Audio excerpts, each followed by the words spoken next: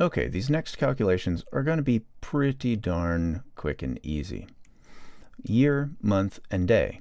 Well, that's the calculation itself. Here we go. Let's label year, month, and day.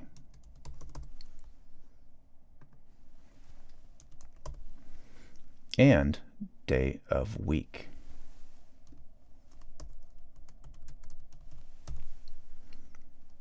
All right. And the functions are named exactly that.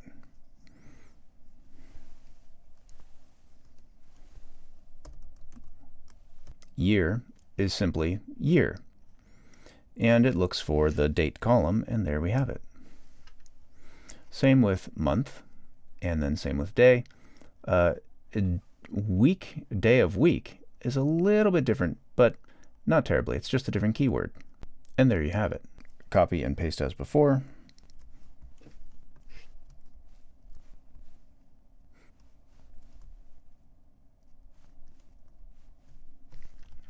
And there we have it. We can scroll down and see that the date indeed changes. The days and month indeed changes with the date. Let's rename this to weekday. My mistake. And that'll be more clear anyway. Weekday looks for the same date. There you have it. And it has options. Let's have a look at these options. I'll zoom in. So if we simply add the number 1, 2, 3, 11, 12, 13, 14, 15, 17, 16, 17, we can get these different day configurations. I'm going to go with the default, which is number 1, meaning the week starts on Sunday and ends on Saturday.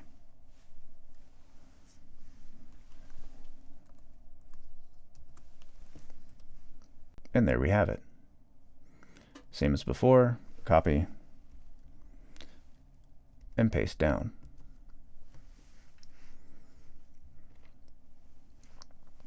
Let's do the same for hours. I don't really want to have minutes and seconds. That's a little too granular for our purposes. Let's just get hours. An hour populates in the 24-hour format, and that will be a handy piece of information for coming up with the day part. Copy and paste downward as before.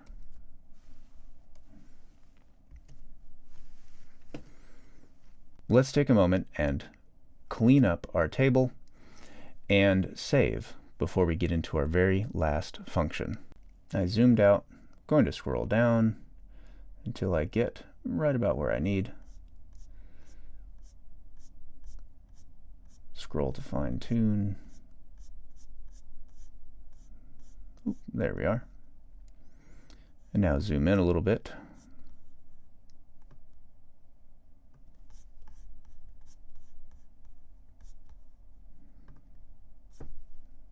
Select the empty cell below and delete. Let's look at our last function. Here we're going to create day part. I'm just going to use M for morning, A for afternoon, E for evening, and N for night. We have hours here. I'm going to say that if it is greater than 5, greater than or equal to 5, and less than 11, I'll call that morning, M. Notice that I'm using AND to check two things. One, is the information in O greater than or equal to 5? And is the information in O less than 11? If that is true, I will get an M. If not, then it'll give me NA because it's not available. Right now, NA. But let's copy and scroll down. Let's find something between 5 and 11. Here we go, 9. M. Perfect. Also notice the function that I'm using is ifs. Ifs is a function that only takes logical statements and what to do if they are true. And it takes multiples. If without the S only takes one sequence of logical statements. If this, then do a thing, else do another thing. But this one takes if this, do a thing. If it's this other thing, do something else. If it's a different thing, do this other thing. And it can keep on going and going and going. And here we're just going to code this in for morning and afternoon and evening and night. And here we just want to keep ourselves organized and use a copy paste. We use a comma to separate the next set of statements. Paste. And now I'm going to say if it is greater than or equal to 11 and less than 17, we'll call it afternoon. Let's make it 16. All right. And now let's do it again for evening. Here I'll copy all the way to the comma just to make life a little easier, then paste immediately after the A. Now the same thing applies. 16 to, 21. And we'll call that evening. Now, we need to do night. Night requires one extra step. Or, we need to say if it is greater than 21 and less than or equal to 23, or greater than 0 and less than 5. Here's how that looks.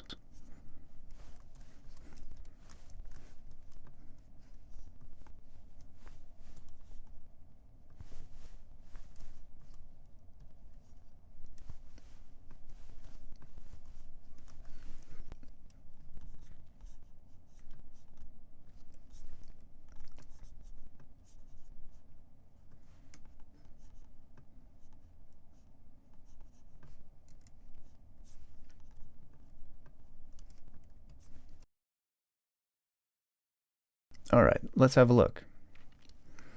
We have morning, and if it's greater than or equal to 5, less than 11. For afternoon, greater than or equal to 11, but less than 16. Evening, greater than 16, less than 21. And then finally, we have this or statement, because we understand that one day sort of runs into the next, that there's a going around the bend, so to speak, at midnight. But the computer doesn't recognize that, so we have to code those things in separately. We have to code up to midnight, and then from midnight back to 5. And let's drag this down, or copy this down, as before.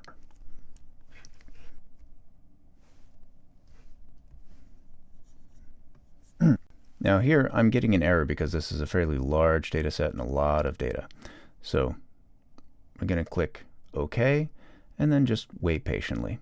Should only take a minute. All right, now that's complete. Let's copy and paste these into place as before. Copy the whole column and now paste special values. And there we go. The very last thing, let's just clean up one more time.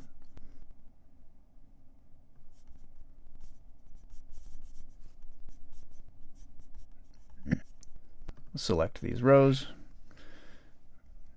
select Command Shift down to select them all, and then we'll go to Home and delete these rows. Wow, I know that was a lot, and I hope you got all the way through it. Keep in mind that the basic idea of what we did is the only consistent part of data cleaning. You may have data that comes out perfectly, pristine every single time, and hey, good for you. But oftentimes, we have to take these file by file, situation by situation. Some are worse than others, and some require different steps. But at least now you have some idea of what to look for and what kind of functions are available and how you can maybe put these functions together to get what you want. We got quite a lot out of all of this. We were able to use if functions. We were able to use several different kinds of if functions, in fact. and lots of other smaller functions like trim and year and len, those kinds of things, is blank. We learned about Boolean and how to nest things into one another. We split two columns into several more columns and then used that to create additional data parts that we didn't have before. And now we can start to do some analyses, some deep analyses on things like calls per hour, call frequency, call seasonality, days of the week, which stations are the busiest, which municipalities are the busiest. And since we have this over time, we have years, we can see the growth of these call volumes and the types of calls that are going out here. Then we can layer on additional pieces of data, such as the crew size and the population, to see how maybe we need to reassess our staffing model because the population is growing. And maybe we need to get some of that context, like did we institute an iOS program or a community resource paramedic program that's offsetting some of the call volume, that kind of stuff. So we will get to those kinds of things. We'll also get to unit hour utilization and cost per transport and all of that sort of stuff. But this step was a necessary step in order to layer on those additional pieces. Okay, save your completed file as version 2 or something that you'll remember. And we've done a lot of work here, so let's get a coffee break and I'll see you in the next section.